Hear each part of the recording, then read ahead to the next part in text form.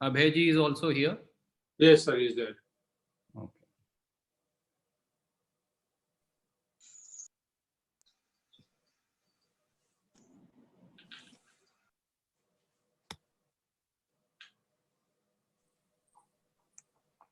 Everybody on standby. Countdown begins.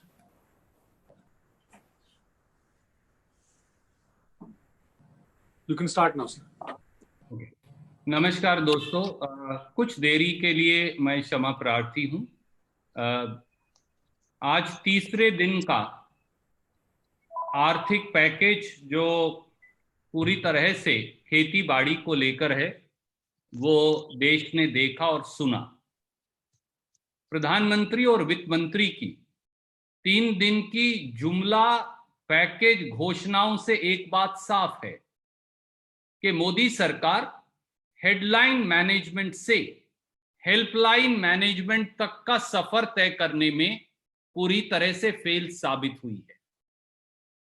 20 lakh crore का package देशवासियों के लिए राहत का पैकेज कम, बल्कि वूडू इकोनॉमिक्स पैकेज अधिक साबित हुआ है।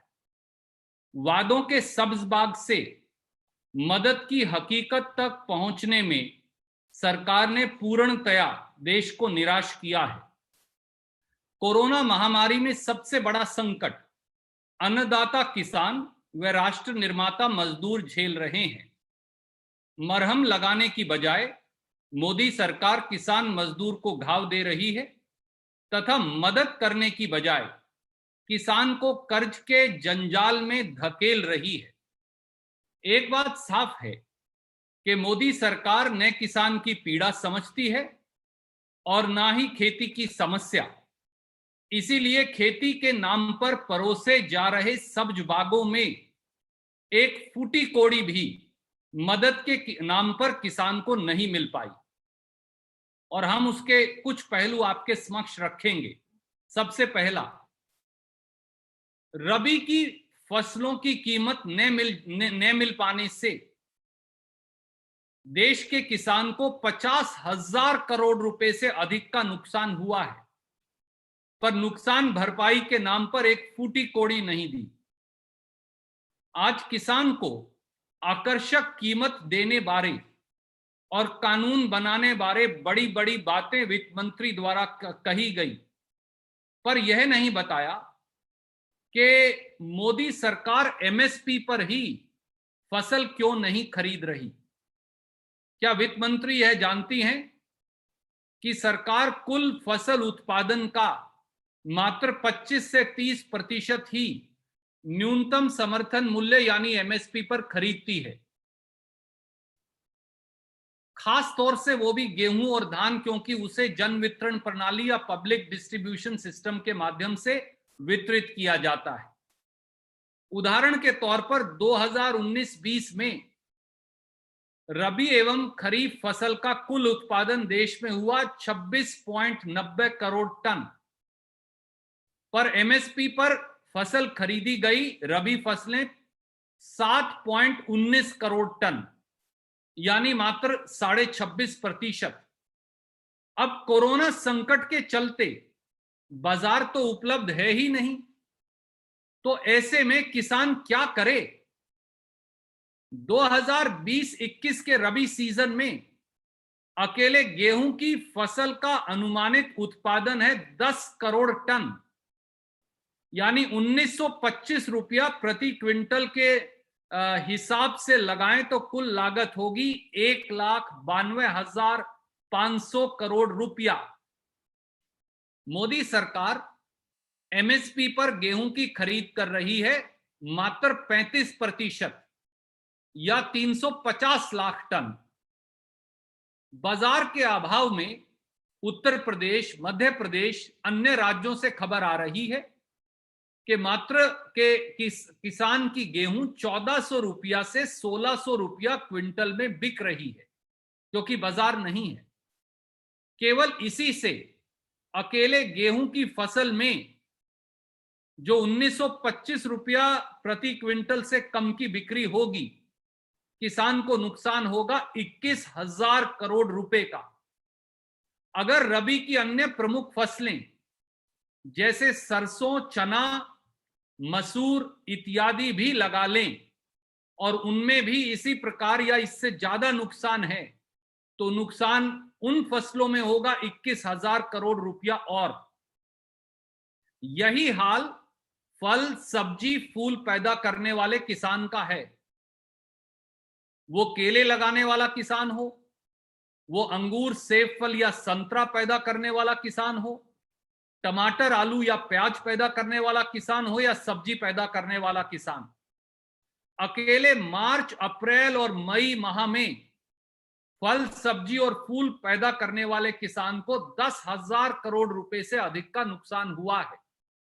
इस प्रकार से किसान को अकेले रबी फसलों में और पिछले लगभग 2 माह में 50,000 करोड़ रुपए से अधिक का नुकसान हुआ। उम्मीद थी कि किसान के नुकसान की भरपाई बारे एक पैकेज दिया जाएगा, परंतु एक फूटी कोड़ी भरपाई के नाम पर किसान को नसीब नहीं हुई। दूसरा पहलू, क्या वित्त मंत्री ये जानती हैं कि किसान को दिया जा रहा न्यूनतम समर्थन मूल्य किसान की लागत से कम है? ना आज उसका हल बताया और ना ही सही कीमत देने का रास्ता। केवल नया कानून बनाने के जुमले से क्या किसान को फसल का सही मूल्य मिल जाएगा? काश वित्त मंत्री रबी फसलों के लिए दी गई कृषि लागत एवं मूल्य आयोग की 2020-21 की रिपोर्ट पढ़ लेती, तो फिर इस प्रकार झूठ बोलकर देश को बरगलाने से बच पाती। आज किसानों को समर्थन मूल्य से भी अधिक फसल की लागत आ रही है। ये हम नहीं कह रहे, ये प्रधानमंत्री जी का गृह प्रदेश गुजरात, भाजपा शासित हरियाणा और मध्य प्रदेश जैसे प्रांत कह रहे हैं। गेहूं का मौजूदा न्यूनतम समर्थन मूल्य है 1925 रुपया प्रति क्विंटल, पर सीएसीपी को, कृषि लागत और मूल्य आयोग को, गुजरात कहता है कि वहां के किसान को लागत पड़ती है 1949 रुपया प्रति क्विंटल।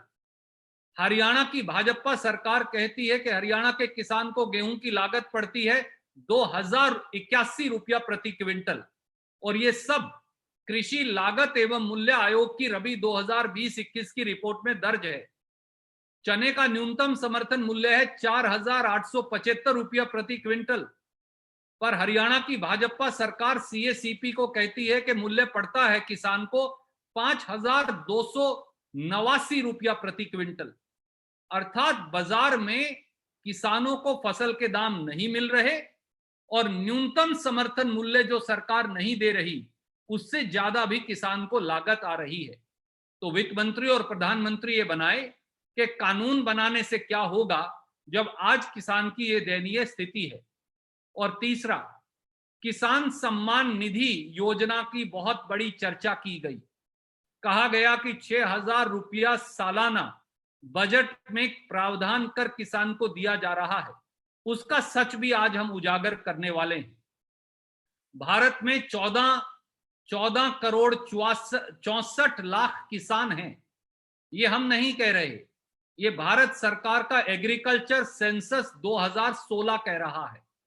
मोदी सरकार के मुताबिक पीएम किसान सम्मान निधि योजना में मात्र 8.22 करोड़ किसान ही चिन्हित किए जा पाए हैं, यानी 6 करोड़ 42 लाख किसान मोदी सरकार के मुताबिक भी आज किसान सम्मान निधि से बाहर हैं। और यही नहीं, मोदी सरकार ये शेखी तो बघारती है कि हर किसान को सालाना 6,000 रुपया प्रति वर्ष दिया, पर यह नहीं बताती कि 5.5 साल में किसान की प्रति हेक्टेयर कीमत को 15,000 रुपया प्रति हेक्टेयर बढ़ा दिया है। कैसे? मोदी सरकार ने डीजल पर एक्साइज ड्यूटी 3 रुपया 56 पैसे प्रति लीटर से बढ़ाकर 5.5 साल में 31 रुपया 83 पैसे प्रति लीटर कर दी, यानी 5.5 साल में अकेले डीजल पर 800% टैक्स की बढ़ोतरी की गई है, जिससे लाखों करोड़ कमाया जा रहा है। यही नहीं, मई 2014 में डीएपी खाद की कीमत थी 1125 रुपया प्रति बैग, आज वो बढ़कर हो गई है 1400 रुपया प्रति बैग।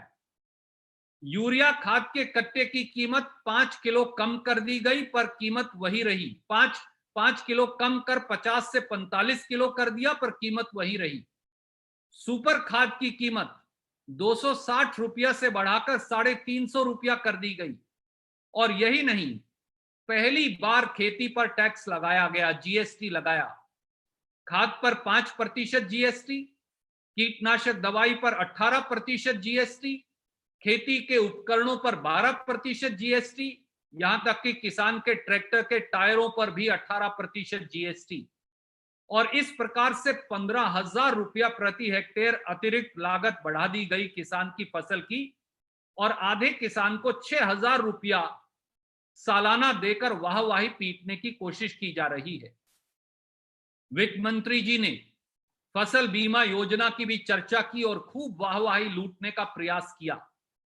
वित्त मंत्री जी, फसल बीमा योजना प्राइवेट बीमा कंपनी मुनाफा योजना बन गई है।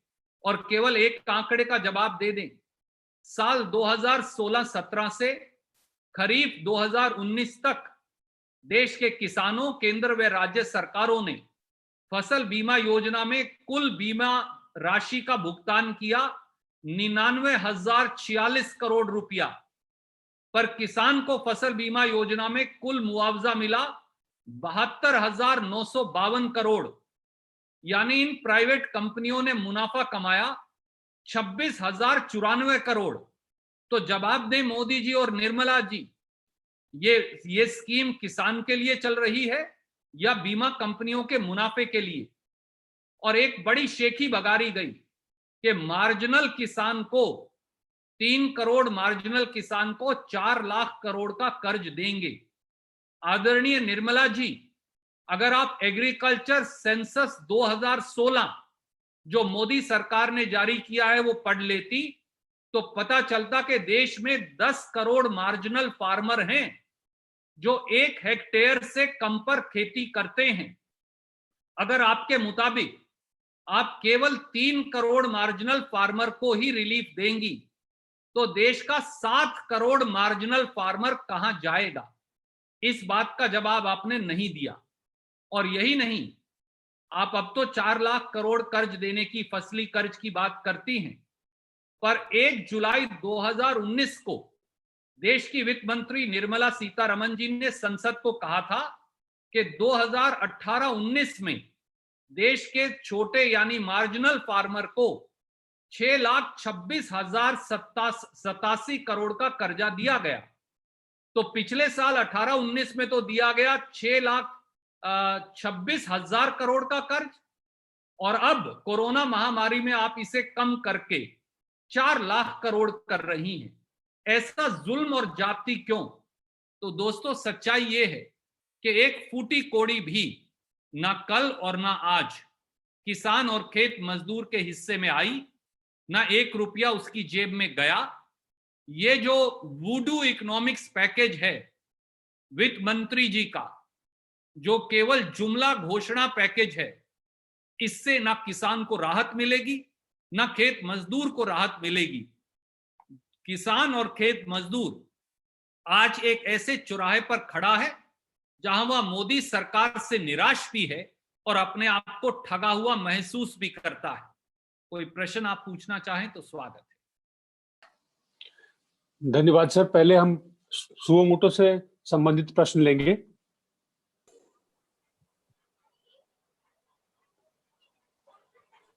कौन पूछना चाहता है, कृपया इंगित करें। सैयद इमाम जी IANS से पूछिए।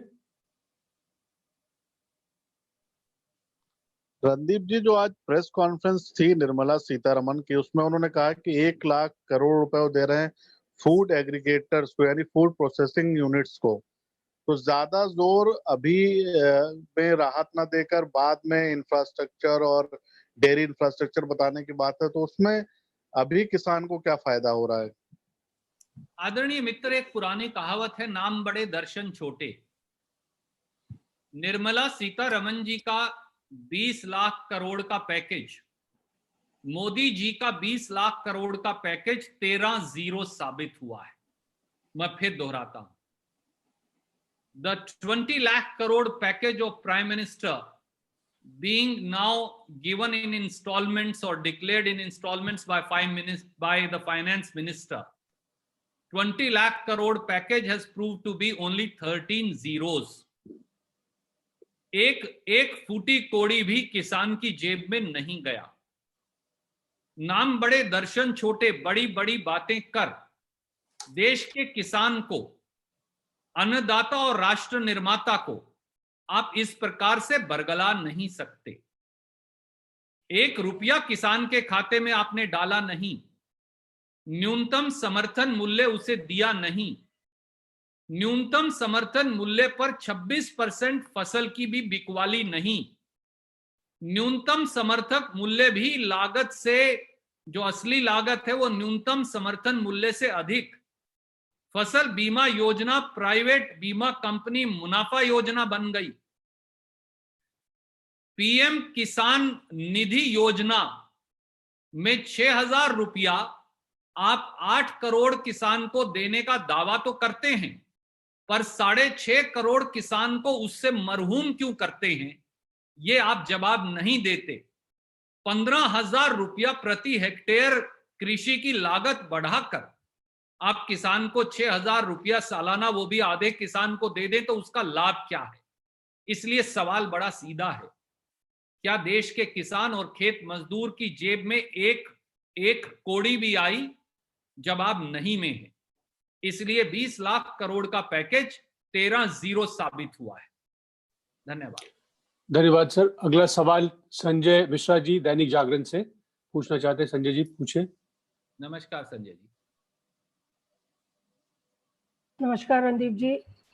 मेरा सवाल है कि जिस तरह से वित्त मंत्री ने कहा कि पैकेज का कुछ हिस्सा जो है वो बजट का भी पार्ट है, तो बजट का जो पार्ट है वो पैकेज का हिस्सा क्या हो सकता है? एक सवाल का ये पार्ट है।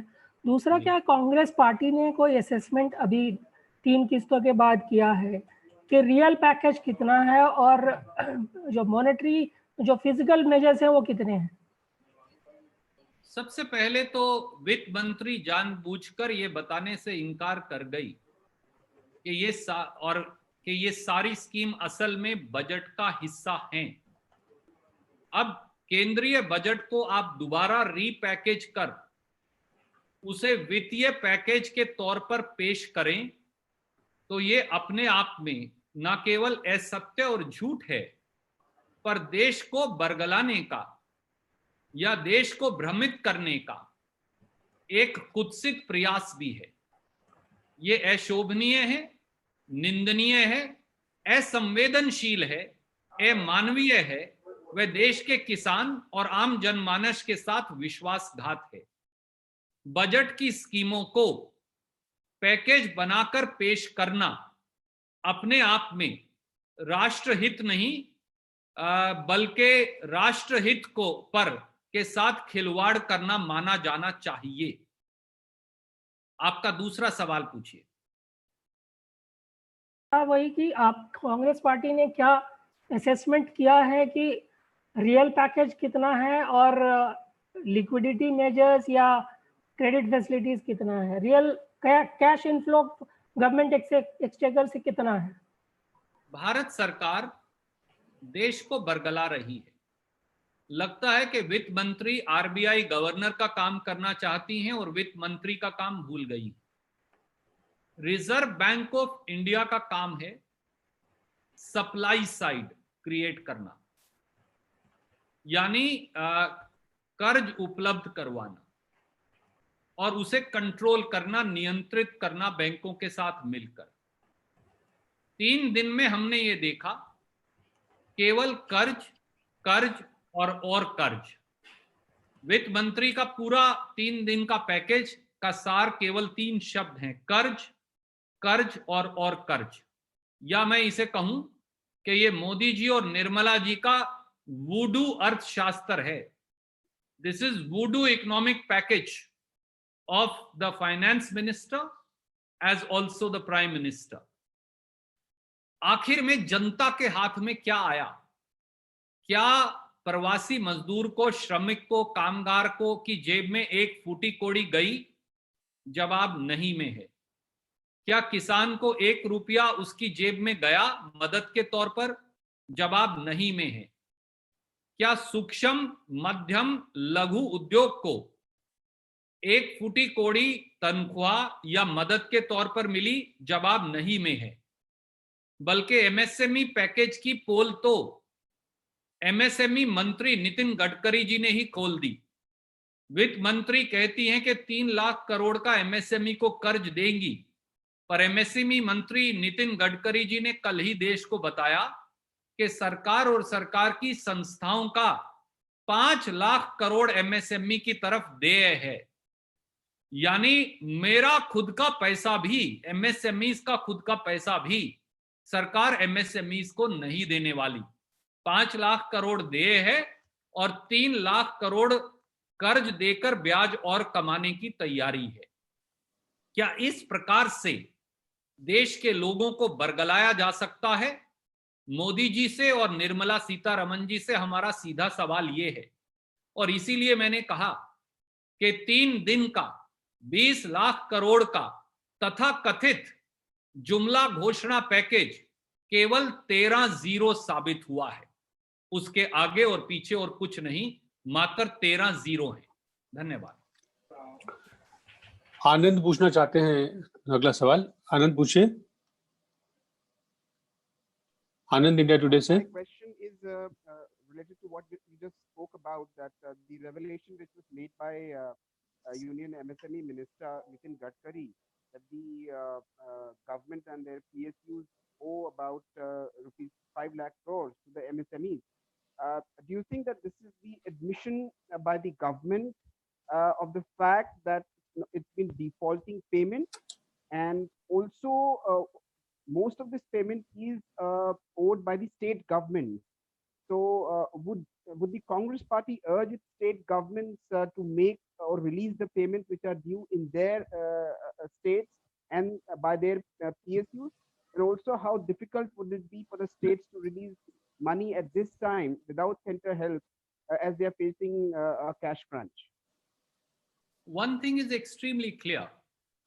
The so-called 20 lakh crore economic package has turned out to be a Jumla package. It reflects the voodoo economics being followed by the Prime Minister and the Finance Minister. The MSME Minister has exposed the lack of empathy, compassion, and concern on part of central government towards MSMEs. On one side, the government is patting its back by saying that a line of credit of 3 lakh crore shall be given to 45 lakh MSMEs. But the finance minister omits to tell that the total number of MSMEs employing over 11 crore people are actually 6.30 crore or 6 crore 30 lakh MSMEs. What about the remaining MSMEs other than the 45 lakh? Zero announcement has been made for them. Then even for these MSMEs, if center government, central PSUs and public sector enterprises, state governments and its enterprises already owe 5 lakh crore, then what good is the 3 lakh crore line of credit? And how will they benefit at all? The important need today was to give them a salary support package of 1 lakh crore and also give them a line of credit of 1 to 3 lakh crore. That would be the only way forward to support our MSMEs and save crores of jobs. Unfortunately, neither the Prime Minister nor the Minister of Finance even chose to express concern, much less implement any decision qua that. And that is where the MSME minister's statement becomes relevant and exposes the entire set of contradiction and lies on part of union government. Thank you. Thank you, sir. Preeti from Sahara wants to ask a question. Preeti, go ahead. Sir नमस्कार। नमस्कार। वित्त मंत्री ने आज अपनी तमाम statements के बीच में एक जिक्र किया कि कमजोर सप्लाई चेन के मद्देनजर टॉप टू टोटल योजना के तहत 500 करोड़ रुपए का प्रावधान रखने जा रहे हैं। इसके अलावा इसमें इसी चीज को एक्सप्लेन करते हुए कहा गया कि इससे पहले प्याज और टमाटर को लेकर के इसे लागू किया गया था, अब इसका दायरा बढ़ाया जाएगा। तो हम क्या ये माने कि जो पहले से तमाम योजनाएं चल रही हैं उसे इस 20,000 करोड़ की योजना में शामिल करके बताया गया? दूसरी चीज ये जिस तरीके से इन्होंने प्रावधान की बात की है कि स्टोरेज और ट्रांसपोर्टेशन तक में इसके लिए हम लोगों ने अरेंजमेंट्स किए हैं, इसका असर वाकई में आप होता हुआ देख रहे हैं? पहले तो ये कितना इफेक्टिव है ये योजना, इसको लेकर के कुछ बताएं, और अगर ये पहले से ही एग्जिस्टेंट थी तो इसका इस वक्त जिक्र करना कितना लाजमी होगा? वित्त मंत्री ने आज जो घोषणाएं की वो पहले से ही बजट का हिस्सा हैं, और इसीलिए जब उनसे ये प्रश्न पूछा गया तो वो टाल मटोल कर गई। देश की वित्त मंत्री ही अगर देश को बरगलाएगी, जनता को बहकाएगी और पैकेज के नाम पर बजट को रीपैकेज करके दिखाएगी, तो फिर कोरोना की महामारी में आर्थिक संकट से कैसे लड़ा जाएगा, प्रश्न सीधा ये है। दूसरा, वित्त मंत्री को स्पष्ट तौर से ये कहना चाहिए था कि भावांतर योजना, यानी अगर टमाटर या प्याज या सब्जी इत्यादि हैं वो उनकी डिस्ट्रेस सेल ना हो, क्या भावांतर योजना पहले से ही केंद्र और प्रांतीय सरकारों के बजट में शामिल नहीं? तो ऐसे में बजट को रीपैकेज कर जनता को बरगलाने और बहकाने का वित्त मंत्री का प्रयास निंदनीय है, असंवेदनशील है, वे किसान के प्रति अमानवीय और निर्दयता पूर्ण व्यवहार का परिचायक भी है। हम इसकी भर्त्सना करते हैं कड़े से कड़े शब्दों में। वित्त मंत्री जी को देश के किसान से, अन्नदाता से माफी मांगनी चाहिए। धन्यवाद सर। अगला सवाल सिद्धार्थ का, एनआई से। सिद्धार्थ जी सवाल पूछें। नमस्कार सर। सर मेरा सवाल यह है कि आप लगातार सरकार को घेर रहे हैं तीसरे दिन की घोषणाओं के बाद भी, लेकिन सरकार की तरफ से जो बयान आ रहे हैं वो सीधे तौर पे कांग्रेस को ही कटघरे में खड़ा कर रहे हैं और कह रहे हैं कि इस वक्त में, इस महामारी के वक्त में पैटी पॉलिटिक्स कांग्रेस को नहीं करनी चाहिए। जो यूनियन केंद्रीय मंत्री धर्मेंद्र प्रधान है, उन्होंने कहा कि कांग्रेस को एक सेंसिटिव अप्रोच अपनानी चाहिए माइग्रेंट लेबर्स की, और जो कांग्रेस शासित राज्य हैं सबसे पहले वहां पर इन चीजों को कंधे से कंधा मिला के लोगों का ध्यान रखना चाहिए, माइग्रेंट वर्कर्स का ध्यान रखना चाहिए। और प्रधानमंत्री जो हैं जो भी डिसीजन ले रहे हैं इस वक्त, जो भी फैसला ले रहे हैं, वो गरीबों को ध्यान में रखे, एपिसेंटर में रख के ही फैसले ले रहे हैं। कांग्रेस की क्या प्रतिक्रिया है? लगता है कि मोदी सरकार गरीबी नहीं, गरीबों को मिटाने का प्रयास कर रही है। 3 दिन के पैकेज में क्या हमारे प्रवासी मजदूरों, श्रमिक भाइयों या देश के कामगारों को एक फूटी कोड़ी मदद के तौर पर दी गई? जवाब ना में है। 3 दिन के पैकेज के अंदर क्या देश के किसान को, खेत मजदूर को 1 रुपया राशि मदद के तौर पर मिली? जवाब ना में है। 3 दिन के पैकेज के अंदर लघु, सूक्ष्म और छोटे उद्योगों को मदद और राहत के नाम पर 1 रुपया की मदद मिली? जवाब ना में है। सवाल यह है कि 3 दिन के पैकेज का एक ही सार है, कर्ज, कर्ज और ज्यादा कर्ज।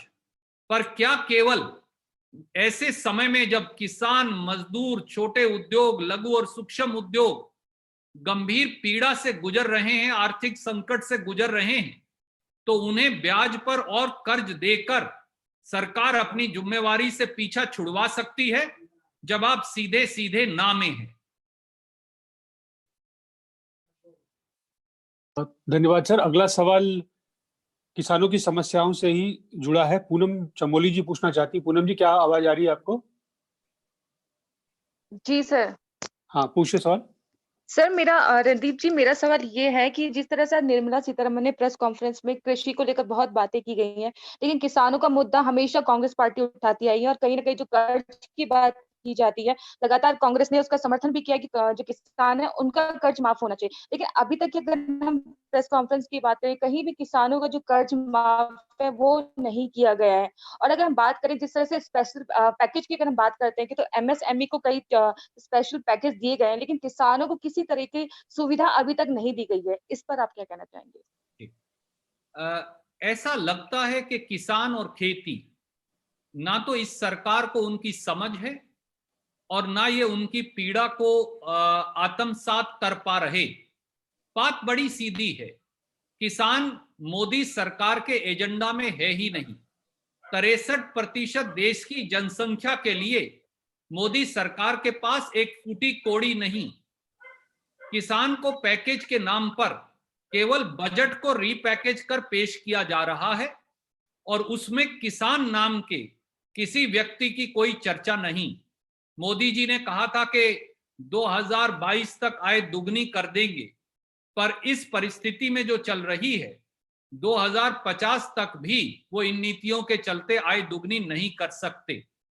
किसान के कर्ज की बात हो, किसान के फसल की कीमत की बात हो, फसल बीमा योजना की बात हो, किसान के लागत के अनुरूप न्यूनतम समर्थन मूल्य निर्धारित करने की बात हो, किसान को छोटे छोटे माइक्रो फार्मर को, किसान को कर्ज उपलब्ध करवाने की बात हो, इन सारे पायदानों पर यह सरकार धड़ाम से गिरी है और उसका कारण मंशा या बदनीयती है।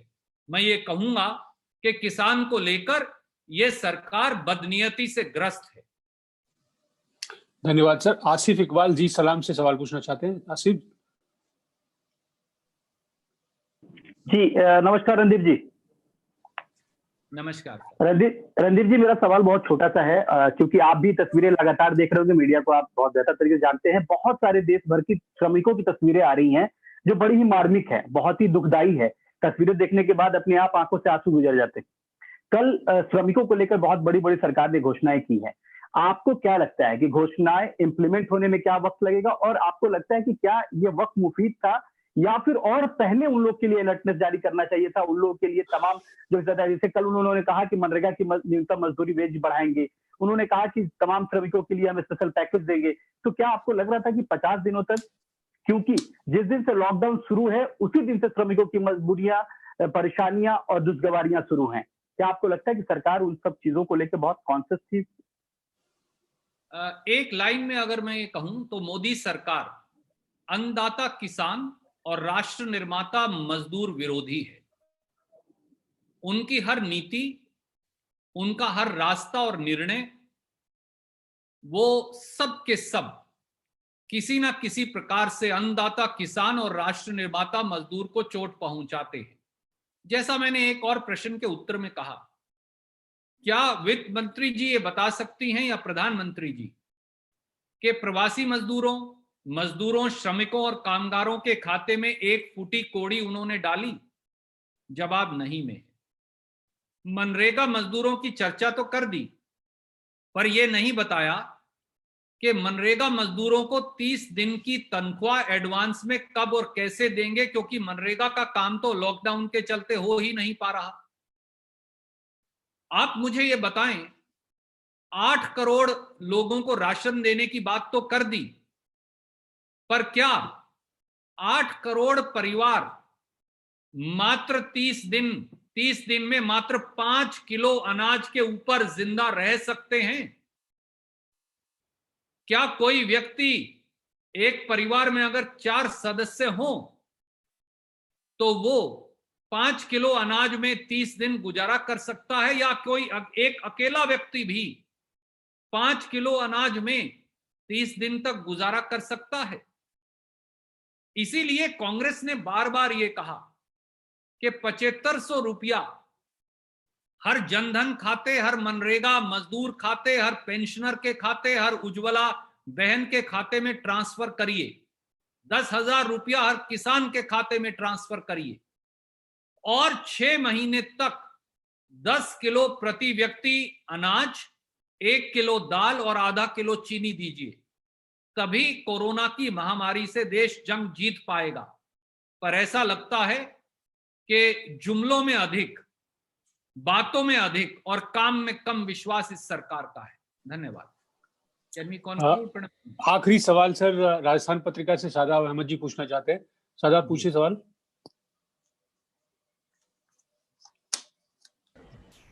नमस्कार रणदीप जी। रेल मंत्री पीयूष गोयल ने कल कहा कि यूपी बिहार जो है मजदूरों को अधिक संख्या में घर वापसी करा रहा है श्रमिक एक्सप्रेसों के माध्यम से, जबकि राजस्थान, छत्तीसगढ़, झारखंड और पश्चिम बंगाल की सरकारों पर जो श्रमिकों को घर वापसी में ज्यादा रुचि नहीं है। उनका कहना है कि राज्य कम संख्या में ट्रेन मांग रहे हैं।